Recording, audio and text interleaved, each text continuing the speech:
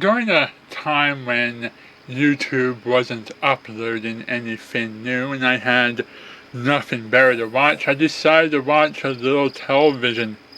I know, like, oh my god, I'm actually watching television! But yeah, that's just how bad YouTube was at the time and how desperate I was for something to do. So I ended up putting on Nickelodeon and watching a few episodes in a row of Loud House. And let me tell you something, after a long spell of nothing at all worth watching, it's good to finally get an original program that's not based on any previous existing franchise that's actually good. Loud House is a return to what Nicktoons used to be back when Nicktoons used to be good. It's what Nicktoons should be now and what they always should be in the future. A decent, clean, wholesome, slice-of-life comedy that has some heart to it and genuine funny moments as well. This particular series is broken up into two 11-minute episodes that tell stories that are about family arguing and trying to get along together. Funny stuff happens, and then there's a moment at the end of the episode where we realize our values and learn an important lesson. TV rating does allow for a little more bathroom humor, fart jokes, jokes that go over the heads of kids, that sort of thing, than what typically would have been on an old Nicktoon like Hey Arnold or whatever, but does still bring the kind of content that you can show to basically any age child, and it tells really good stories, and there's some real emotion going on in these episodes.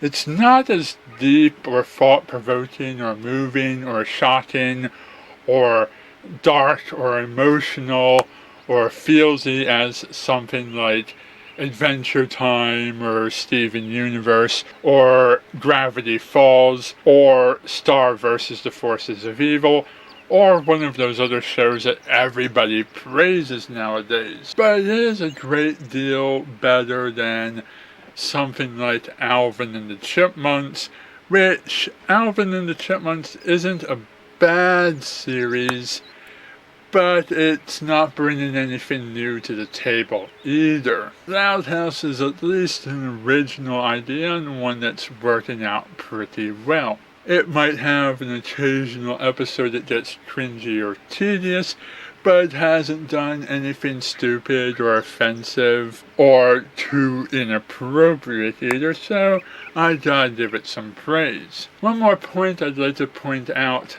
about Loud House before I move on to my next thought is that if this was a Japanese anime, we would have been seeing something a lot more like the highly popular slice of life / harem genre.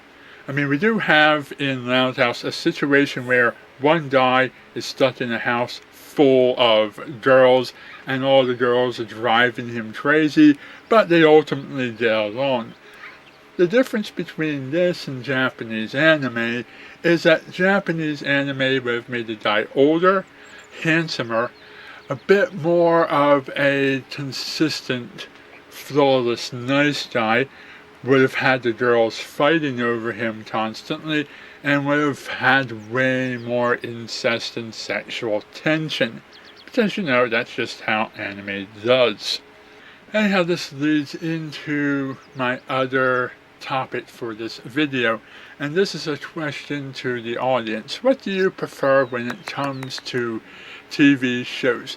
Do you prefer to spend a half hour watching an entire episode, commercials included?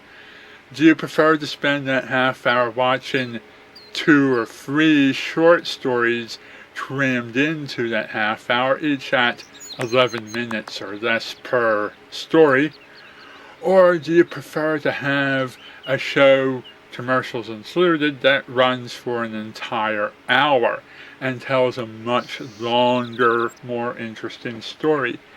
I've seen some pros and cons to this idea and times when this works or doesn't work. In the case of the half-hour format, the show gets a good amount of time to tell a decent story.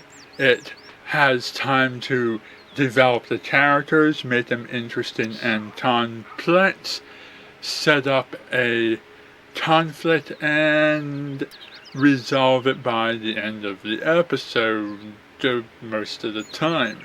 In cases where this works out pretty well, we have things like the Nickelodeon Teenage Mutant Ninja Turtles and Gravity Falls, Avatar: The Last Airbender, Legend of Korra, Young Justice, the original Teen Titans, shows where they took really good stories and told really good stories and entertained us for the full runtime. Most of these are some of the best shows that I've ever seen, and they tell great stories with that amount of time. On the downside, you have something like My Little Pony Friendship is Magic. Even though people enjoy My Little Pony and it does great episodes, there are a few episodes of My Little Pony that people sit down and watch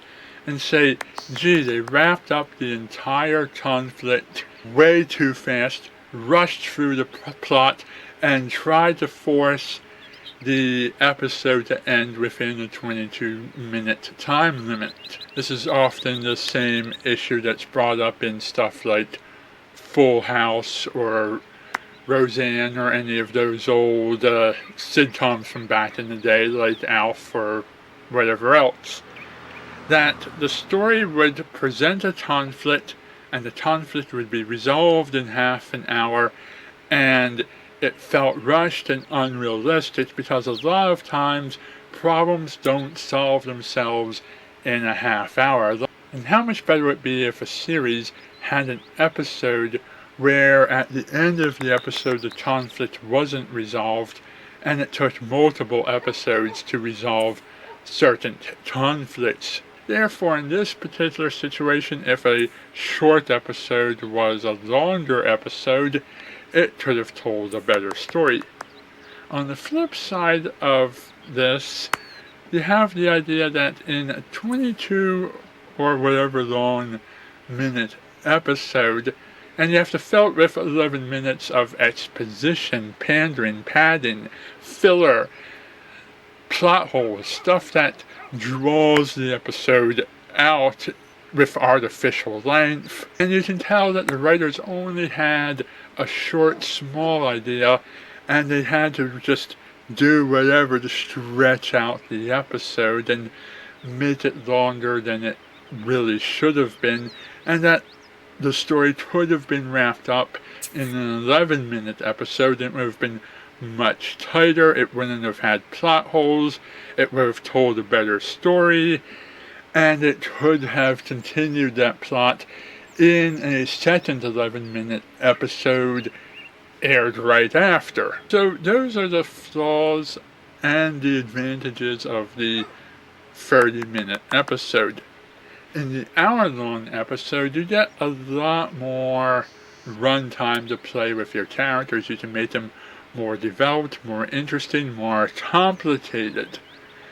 But at the same time, you also risk losing your audience's attention span, as some people don't want to sit through an entire episode of a story. You can also run like a side plot to an hour-long episode and maybe tell 2 or 3 or 4 or more stories simultaneously using the A plot, B plot format. And even with the half-hour plot, it wasn't uncommon during the 80s for half-hour shows to tell an entire story that was so long that it took an entire week's worth of back-to-back episodes to tell a story stretched out over 5 to-be-continued parts, instead of telling a story in one part and then in the next episode going back to status quo and resetting things.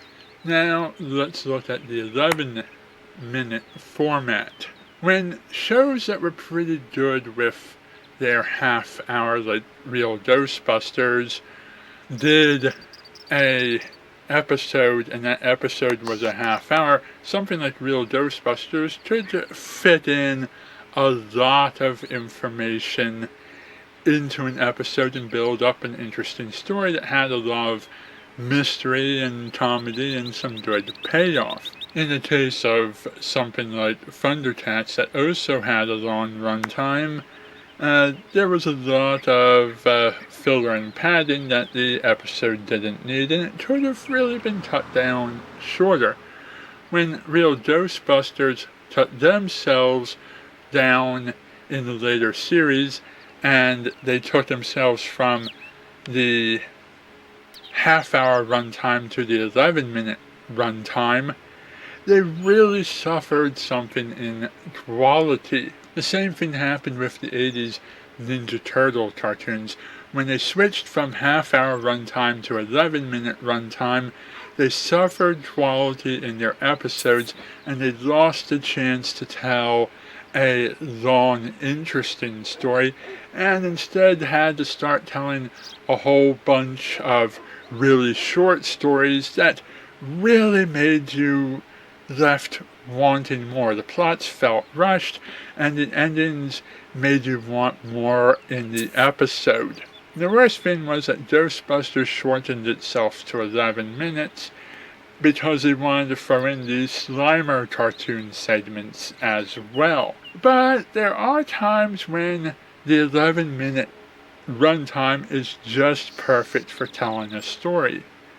Now, in something like Adventure Time, there's a few where 11 minutes is perfect for telling a story. Keep it short and simple, and you tell a great story. A lot of Adventure Time stories just sort of end, and it's a weird place to end the story, and it leaves you wanting more, and sometimes you don't get more for several episodes, and then later you finally get that more you wanted. In the case of things like Phineas and Ferb and Powerpuff Girls, Dexter's Laboratory, Johnny Bravo, Hey Arnold, Rugrats, you were able to tell an interesting story that took up the 11-minute runtime, and it was interesting throughout the entire episode. It didn't have any flaws or problems or major issues. It didn't get boring. It didn't get uninteresting. It was always entertaining throughout the whole thing. Shows like Animaniacs could also do lots of very short stories that were always very funny and very interesting and had very few flaws. And they could also switch themselves over to the half-hour or hour-long runtime and remain interesting and consistent. In fact, when an 11-minute show transfers itself from 11 minutes to a half hour or longer, it actually feels kind of special, like you're getting a nice little treat once in a while, and you're getting something a little better. But the 11-minute format, for all of the flaws that had in Real Ghostbusters and Ninja Turtles and so forth, it does indeed have the ability to tell decent stories. My question to you is, what's your personal preference and what do you think works better most of the time? And would your favorite TV shows be better or worse if they were shorter or longer in the runtime? Personally, with My Little Pony, I would prefer it to be a little bit longer runtime, but not quite a full hour. Anyhow, that's about all the thoughts I have for right now. Thank you for watching, and good night.